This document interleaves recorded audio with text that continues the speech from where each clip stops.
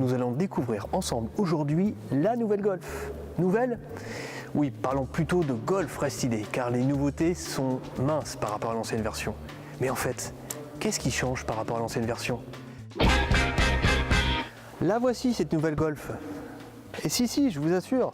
Bon, c'est vrai que les changements ne sont pas radicaux par rapport à l'ancienne version. Alors qu'est-ce qui change ? On a un nouveau bouclier, des nouvelles ailes, des nouvelles jantes. Quoi d'autre ? Ah oui, j'oubliais, il y a aussi cette nouvelle teinte jaune métallisée. Les optiques aussi sont nouvelles. Et sur les versions haut de gamme, comme sur ce modèle, elles intègrent un éclairage 100% LED. Et ça, c'est nouveau sur la Golf. À l'arrière, les feux aussi sont à LED, et ce, sur toutes les versions. Mais la grande nouveauté, ce sont les clignotants dynamiques du plus bel effet. Regardez.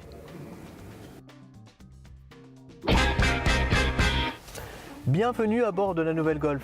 A priori, rien ne change, et pourtant, il faut jeter un œil sur la console centrale pour voir vraiment ce qu'il y a de nouveau. Regardez cet écran, il est énorme. Il fait 9,2 pouces. Il n'y a pas plus grand sur le segment des berlines compactes. Il est doté de commandes tactiles sur le côté gauche qui sont très réactives, qui permettent de naviguer dans le menu ou d'augmenter le volume. Ça, c'est vraiment très bien. Et en plus des commandes vocales, ce système multimédia, donc qui sera vraiment réservé aux versions haut de gamme, dispose de commandes gestuelles. Alors c'est simple, il suffit de passer la main devant l'écran et vous pouvez naviguer dans les menus. L'autre nouveauté se cache derrière le volant. C'est ce grand écran de 12,3 pouces qui remplace les compteurs à aiguilles classiques sur certaines versions. Alors quel avantage d'avoir un écran aussi grand ?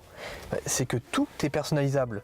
On peut afficher le GPS, les aides à la conduite, l'ordinateur de bord, il y a vraiment tout qui est personnalisable. La Golf est une voiture plus sûre.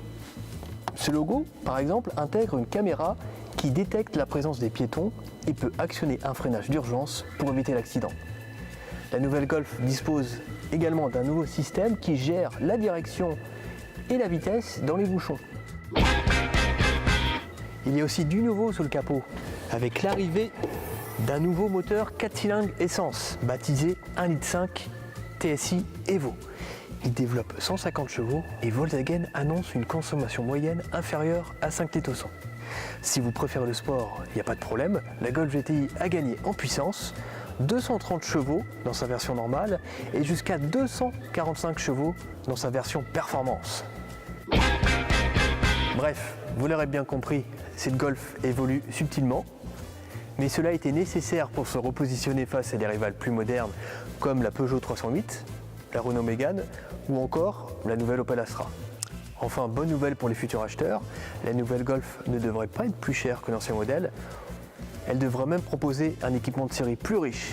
Allez, on se retrouve début 2017 pour les premiers essais de cette nouvelle Golf restylée.